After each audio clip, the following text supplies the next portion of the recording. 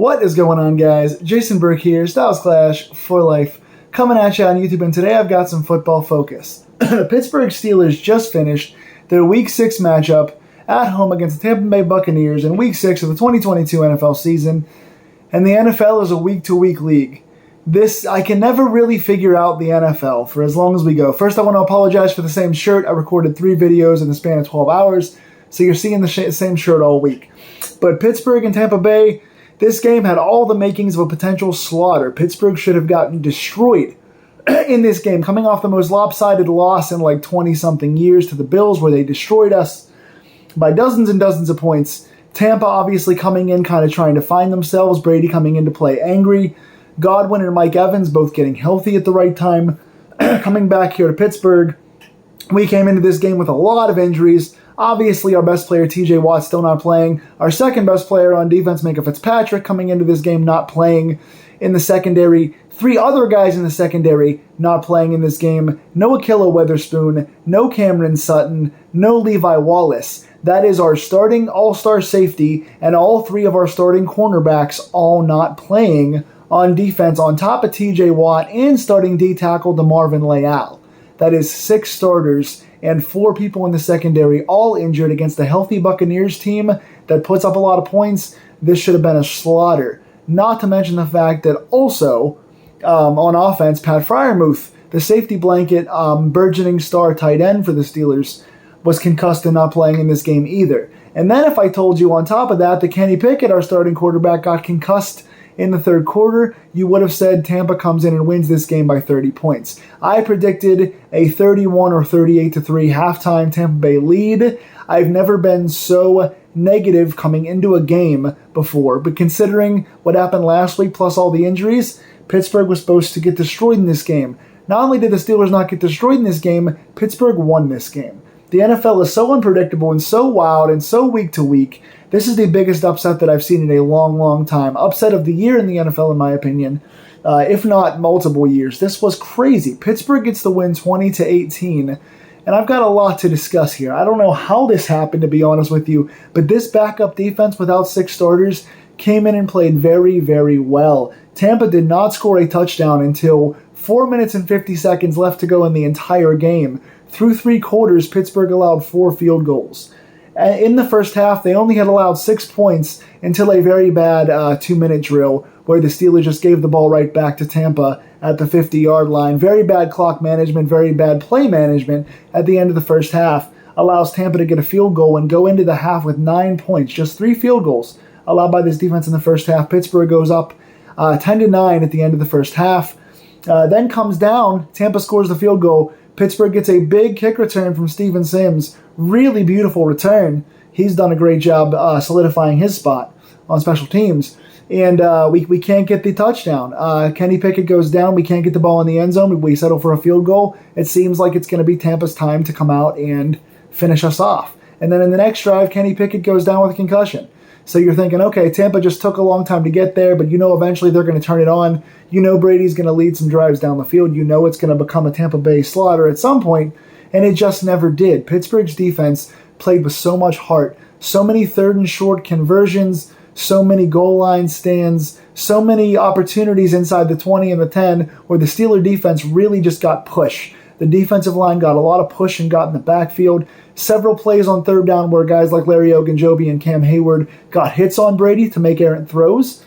Several times the Buccaneers wide receivers and Tom Brady were on different pages because of the pressure. Several times running the ball with Brady and with Fournette trying to get push. We got guys like Ogunjobi up front. Guys like Loudermilk did it once for us. Chris Wormley did it once for us. Devin Bush did it once for us, where they got pressure up front. The front 7 pushed the offensive line of the Buccaneers backward, causing us to get stops on 3rd and short, which is a rare thing for this Steeler team when healthy, let alone the injured, banged-up Steeler team.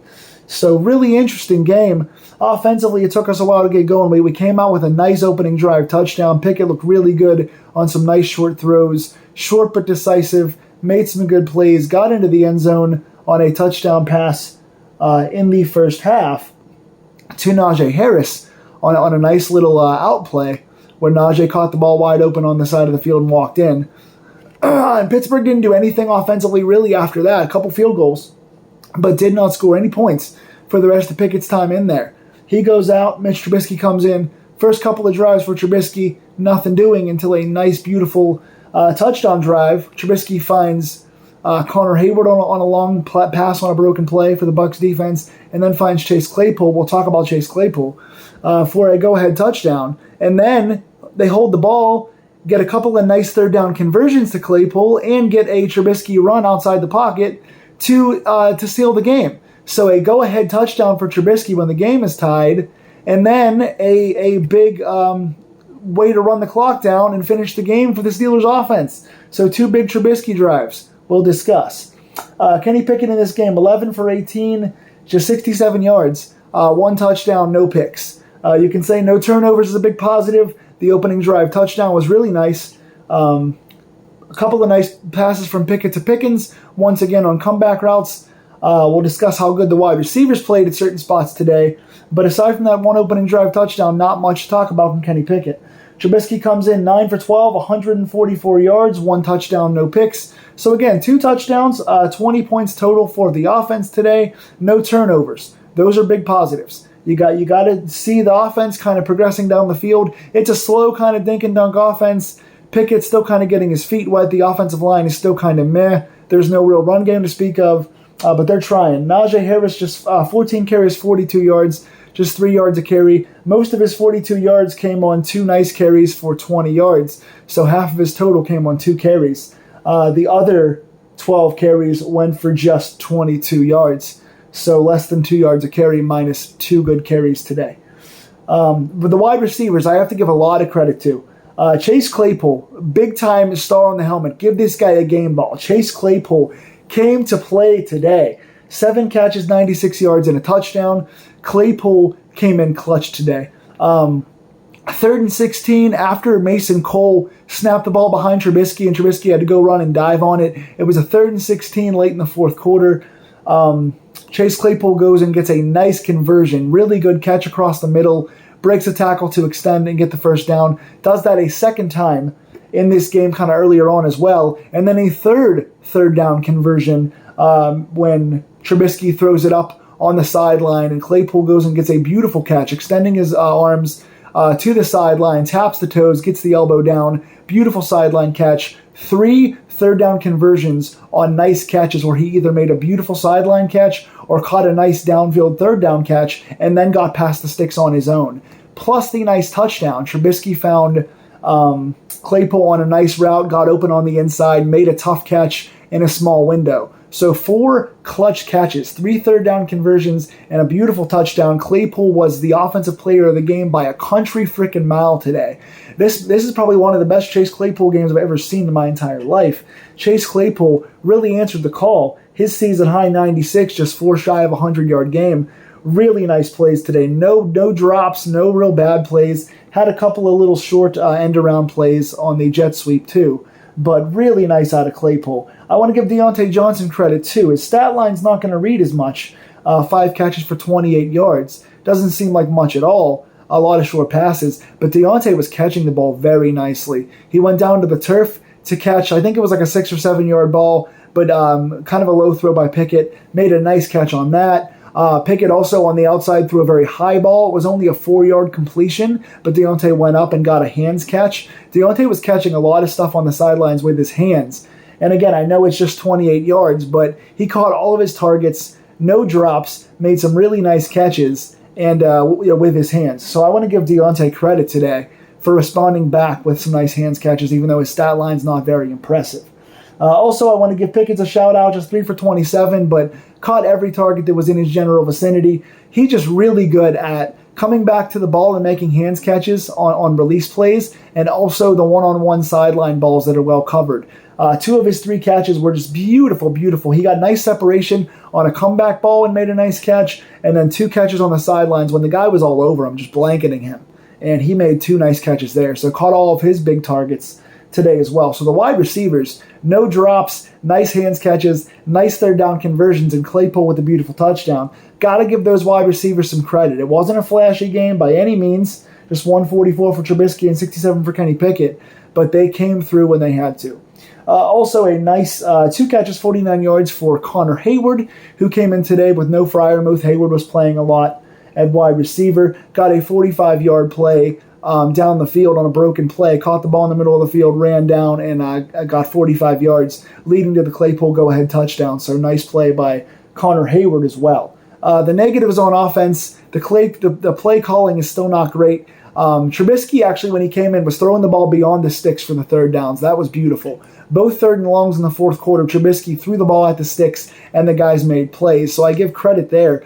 That should silence all the Mason Rudolph talk. I heard after the first 2 drives, people saying, oh, Mitch should be benched. Mason Rudolph should come in. If Pickett's going to miss any time, I want to see Mason Rudolph. No, you don't. Go home. You're drunk. You don't want to see Mason Rudolph do anything. I want to see Mason Rudolph at Pizza Hut is where I want to see Mason Rudolph. We saw a season of Mason Rudolph who couldn't even beat Duck Hodges out. We saw Mason Rudolph all preseason. You don't want to see him again. No. Mitch Trubisky's a good veteran quarterback. We made the right move in starting Pickett, but if you need a veteran to come in if Pickett gets injured, Trubisky showed that he can do the job today in throwing the ball beyond the sticks when he's allowed to. The batted ball we had was an offensive lineman's fault. That was on Chuks Okorafor. The sack we saw on Trubisky was also on Chuks Okorafor. The penalties today were on Kevin Dotson. That is your lineman's fault. That is not Trubisky's fault. He showed up today when he got the chance to. The play calling is still bad. We're still throwing the ball shorter than the sticks. They're still dinking and dunking too much with Pickett. That's going to be on Matt Canada. We've got to resolve that.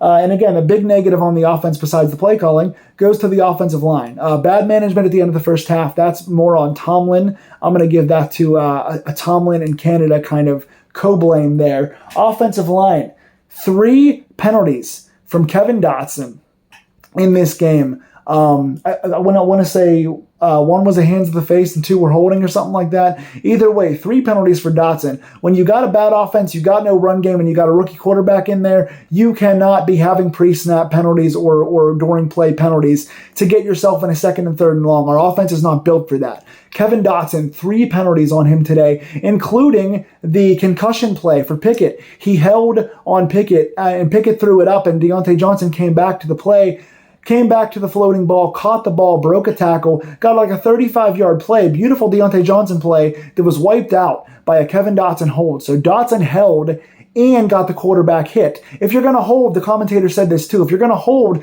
don't get your freaking quarterback hit. Terrible. Dotson holds and gets the quarterback hit. Now Pickett goes out with a concussion. Deontay Johnson's nice 35-yard play is wiped out. Now it's a freaking third and long. So Kevin Dotson, garbage today. Chuks Okorafor, again, allowed a sack and got a ball batted that could have been a turnover. Horrible today. Mason Cole didn't play terribly, but did have a bad snap on a second and short late in the fourth quarter that turned our second and short into 3rd and 16 that almost cost us the game. Thankfully, Trubisky to Chase Claypool did extend our drive and keep the ball in our hands, but Mason Cole with a big, costly bad snap there. So offensive line, trash. Canada offensive line, still got to go. But Pittsburgh finds a way to win. Defensively, I want to give this team a lot of credit. Again, just 3 first-half field goals. Should have been 2. Bad management. Up until 4 minutes to go in the game, just 4 field goals, 12 points on the Tom Brady healthy offense. Got to give those guys a lot of credit. 18 points total. They did get a touchdown to Leonard Fournette, who wore the defense down late in the game. They went for a 2-point conversion, and Devin Bush knocked it down to save the tie for the Steelers, and Pittsburgh ran the clock out when they got the ball back. So 18 points total to a healthy Tom Brady with 4 guys in the secondary, your 2 best players in Watt and Minkah Fitzpatrick, and your 3 starting corners all not playing, 4 starting secondary guys holding Tom Brady to just 144 for most of the game passing. Incredible. Excellent job, guys. Defensively, I want to give Terrell Edmonds a shout. 6 tackles. He was getting pressure in the backfield. He got a few tackles in the backfield on running backs. He was doing a lot of positive things in this game. Miles Jack, what an underrated team leader. What a great pickup he was in the offseason. He's one of the NFL leaders in tackles. He had 5 more today. He got a nice third down stand. He got several hits on Brady that caused third down punts from the Buccaneers. Excellent job by Miles Jack today. Another offensive leader, veteran we got in the offseason who played great today, Larry Ogunjobi. He got hurt and came back in the game 2 weeks in a row now that he's gotten hurt, but did come back. He had several tackles in this game, including a nice third down tackle to get the ball back to us. Ogunjobi played very well in the middle today. The offensive line's had a lot of injuries and a lot of changes. Ogunjobi was a star today. Definitely give stars out for Edmonds, Jack, and Ogunjobi. Shout out to Devin Bush. 2 weeks in a row now. He's not showing up on the stat sheet very big, and he's not getting any splash play like turnover, sacks, forced fumbles, anything big like that. But he made several nice reads last week for nice tackles and stuff that's going to get the drive stalled and get the defense off the field. And he did this today too. A couple of nice tackles. One was on the Tom Brady. It was the third or fourth down where Tom Brady did the sneak. Bush was right there to stop the progress. And also on the 2-point conversion, Bush knocked the ball down when Brady was trying to find Chris Godwin in the end zone to tie the game. So Devin Bush, he's not consistent and he's not making big plays, like splash plays, but he is making big plays in certain key moments, and he made 2 big ones today. Credit to Devin Bush. Also, Robert Spillane in pass coverage. One was a really nice third down play where he knocked the ball down on a low throw from Brady. Played good coverage there. Another play that was caught by the rookie tight end in traffic, made an excellent catch, but Robert Spillane was in perfect position to cover there. So I often say that Robert Spillane's a horrible coverage guy, and he is. Played very well in coverage today. I want to give him a lot of credit as well. Just several guys playing well. Number 16, the guy from the practice squad, Johnson, he came up and played very nice today off the practice squad. Really like what I saw from Justin Lane. Again, these guys weren't perfect. They were getting beat occasionally by Evans and Godwin. But when you have practice squad and third string guys with 4 starters out playing against Godwin and Evans healthy, and guys like Russell Gage and Cameron Brate who are no slouches either, you got a top flight offense against a practice squad defense here. They played good. Justin Lane played well. Trey Norwood played well in moments. Arthur Mallette had several tackles and he was in coverage today. Big shout out to Mallette. I like what these guys did today. Cam Hayward got a sack. Malik Reed got a nice quarterback hit that kind of counted with they gave Cam the sack, but I think Reed kind of got a half sack there in my opinion. And he also got a batted ball. Malik Reed also tipped a pass that was almost picked off. So Malik Reed played nicely here today. Highsmith got a hit for a forced fumble. Blindside hit on Brady, which caused the fumble. They did recover it. It wasn't a turnover. The Bucs did recover it, but Highsmith gets a forced fumble there. So the defense played very, very well. These guys showed a lot of heart. They got pressure. They got off the field on 3rd and 4th downs. They played their asses off considering these injuries. Game of the year for our defense. After last week's absolute embarrassment, and really embarrassment all season long, really proud of this defense. Special teams, Boswell comes in. We finished with, 20 points here? So 2 field goals for Boswell, including a 55-yarder, second week in a row with a 55-plus yarder. Boswell hits from 59 last week, hits from 55 this week, bounces, doinks off the crossbar and goes through. So 2 weeks in a row with a 55-plus yarder for Boswell, big positive there. And Steven Sims, 2 very nice returns here today. We had a lot of problems with Gunnar Olszewski not doing well, fumbling 2 weeks in a row for us. We had, I think, who the heck was it again? James Pierre fumbled for us last week, so a lot of problems back there. Steven Sims came in, beautiful second half kickoff return, almost got a touchdown, got winded at the end and got caught from behind, but a beautiful evasion on a nice kick return, and then also took a punt return and almost broke one as well in the middle of the field, so one of each. 2 very good returns out of Steven Sims. I like this guy here a lot. Olszewski was active today but did not return any kicks or punts. Steven Sims cemented himself here as well. So excellent job overall. Pittsburgh goes to 2-4 and gets the very unhealthy, very unexpected upset of the year so far. 2018 beating the healthy Bucs with backups in. I love to see this. We are now going into a Sunday night football game next week against Miami, who may or may not have Tua Tagovailoa back. Tua has a concussion and was cleared this week, did not play, is likely to play off the concussion next week. And we have a concussion now with Kenny Pickett. So is Tua going to play with a concussion? Is Kenny Pickett going to play with a concussion? Who's going to play? Is Bridgewater going to play for Miami? Is Trubisky going to play for us? We'll see what happens. Couple injured teams coming in this week to see what happens. Miami's lost a couple in a row, and they're on a bit of a schneid. Pittsburgh now finds their groove, and hopefully now in the next 7 days can get some of these guys back, at least in the secondary. 2 guys with hamstrings in the secondary injured, so we'll see what we can get back next week. So Pittsburgh looking to find a bit of a roll. Good game. What did you guys think? Tell me in the comments below. Please like, share, and subscribe if you like these deep dive Steeler videos. And I will see you guys. Probably going to have to watch the game next Monday because I'm doing something, a red carpet film thing. A film of mine is premiering next Sunday night. So I'm going to watch the game Monday and bring you guys a Monday afternoon to Monday evening review. Please stick with me. It should be the last late Steeler review of the season. Take care, guys.